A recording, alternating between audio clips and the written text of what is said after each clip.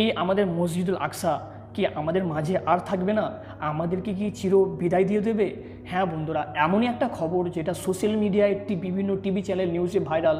সেটা হচ্ছে ইসরায়েল তার 3টি শর্ত পূরণ করে ফেলেছে এবং ইসরায়েল মসজিদুল আকসাকে ভাঙার প্রস্তুতি নিচ্ছে। আপনি জানলে অবাক হয়ে যাবেন, ইসরায়েলের 3টি শর্ত ছিল। সেই শর্তের মধ্যে একটি হচ্ছে যে প্রত্যেকটা ইহুদিদেরকে এক করতে হবে, এক জায়গায় জড়ো করতে হবে। দ্বিতীয় শর্ত হচ্ছে যে তাদেরকে একটা নিজস্ব রাষ্ট্র একেবারে গঠন করতে হবে, সেটাও তারা পূরণ করে নিয়েছে। আর তৃতীয় শর্তটি হচ্ছে তারা একেবারে লাল গাভী, এমন গাভী তারা বাছাই করে নেবে, সেই গাভীর গায়ে কোনো একটা কালো পশম থাকবে না, একটা সাদা পশমও থাকবে না। সেরকম 5টি গাভী ইসরায়েল সরকার প্রায় কোটি কোটি টাকা দিয়ে আমেরিকার টেক্সাস থেকে মাঙিয়ে নিয়েছে। বন্ধুরা, আপনারা জানলে অবাক হবেন, এরপর কি করবে জানেন? ইসরায়েল ওই গাভীগুলোকে পুড়াবে, পুড়ে সেগুলোকে জবাই করবে, তারপর ওগুলোকে পুড়াবে। তারপর যখন পুরানো হয়ে যাবে সেটাকে তারা পানির মধ্যে দিয়ে একেবারে ছাইগুলোকে প্রত্যেকটা ইহুদি ওখানে আসবে এবং তারা তাদের গায়ের মধ্যে ওটা মেখে নেবে। যখন তারা ওভাবে মাখবে তখন তারা নিজেদেরকে পবিত্র মনে করবে। এতদিন তারা মনে করে যে তারা অপবিত্র আছে। বন্ধুরা, আপনারা একটা বিষয় খেয়াল করলে অবাক হয়ে যাবেন যে ইহুদিরা মসজিদুল আকসার নিচেতে অনেক সুড়ঙ্গ তৈরি করেছে এবং এমনভাবে সুড়ঙ্গ তৈরি করেছে যার কারণে মসজিদুল আকসার ছাদের মধ্যে অনেক ফাটল ধরেছে। কিন্তু সেটা যখন একেবারে আমাদের ফিলিস্তিনি ভাইরা তারা যখন ওটাকে একেবারে ঠিক করতে যায় তখন ইসরায়েলি এটা বাধা দেয়। তারা বলে আমরা এটা করতে দেবো না। তারা চাইছে যে কোনোভাবে হোক তাদের 3rd টেম্পল, 3য় নম্বর যে মন্দির তারা তৈরি করবে, সেই মন্দিরটি হচ্ছে একেবারে তারা মনে করে যে সুলাইমান আলাইহিসসালামের আদলে তারা তৈরি করবেন। সুলাইমান আলাইহিসসালাম নাকি এমন একটা মন্দির তৈরি করেছিল যেটা ইহুদিরা উপাসনা করতো এবং সেটা একবার ধ্বংস করে দিয়েছিল একটা রাজা। ফের দ্বিতীয়বার আবার ইহুদিরা তৈরি করেছিল, সেটাকেও আবার ধ্বংস করে দেয়। তৃতীয়বার তারা তৈরি করার পরিকল্পনা করছে। বন্ধুরা, আপনারা জানলে অবাক হবেন, সবচেয়ে মুসলমানদের এবং এই পৃথিবীর মানুষের সবচেয়ে বড় দুশমন হচ্ছে ইহুদিদের বুদ্ধি হচ্ছে এতটাই বেশি যে তারা এমন কিছু কাজ, এমন কিছু কর্মকাণ্ড করে যেটা মানুষ কল্পনা করতে পারে না। তার মধ্যে একটা হচ্ছে সুদ।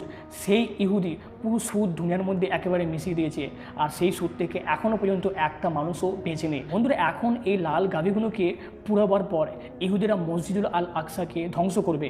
আর এটাই জানিয়েছে যে হামাসের যিনি মুখপত্র তিনি জানিয়েছেন যে তারা যে একেবারে ইসরায়েলের উপর আক্রমণ চালিয়েছিল, কিসের জন্য চালিয়েছিল? সবাই ভাবতো হয়তো যে ইসরায়েলরা তাদের বর্বরত, তারা কষ্ট দিত বারবার একেবারে প্যালেস্টাইনে ফিলিস্তিনদের মানুষের প্রতি, তার জন্য হয়তো তারা প্রতিশোধ নিয়েছে। কিন্তু আপনারা হয়তো একটা কথা লক্ষ্য করেননি যে একেবারেই হামাসের এবারের পতাকায় আল আকসা মসজিদ ছাপা ছিল। এই জন্য ছাপা ছিল যে তারা মসজিদুল আকসাকে বাঁচাবার জন্য তারা এই কাজটি করেছিল। বন্ধুরা, মসজিদুল আকসাকে বাঁচাবার জন্য তারা কত শহীদ হচ্ছে।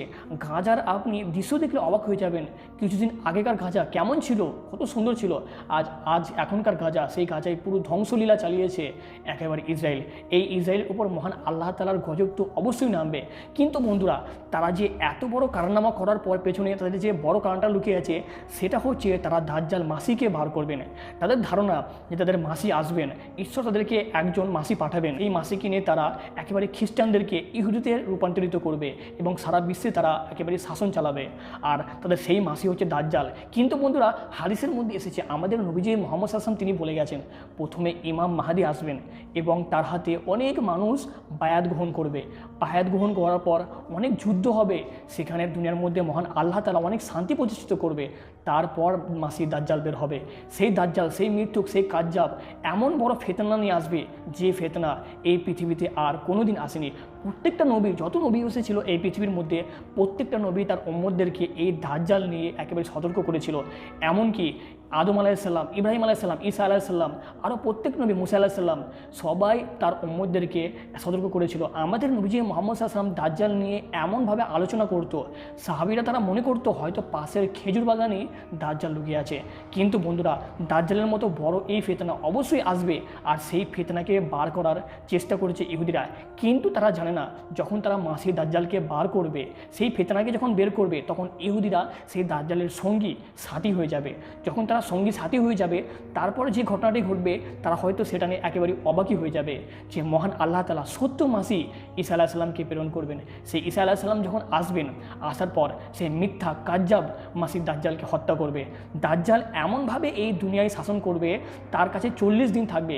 সে 40 দিনে পুরো বিশ্ব, পুরো পৃথিবীর মধ্যে সে ঘুরে বেড়াবে, কিন্তু মক্কা মদিনা ছাড়া তার প্রথম দিনটি হবে 1 বছরের সমান, দ্বিতীয় দিনটি হবে একেবারে 1 মাসের সমান, তৃতীয় দিনটি হবে 1 সপ্তাহের সমান, তারপরে প্রত্যেক দিনটি প্রত্যেক দিনের মতনই হবে।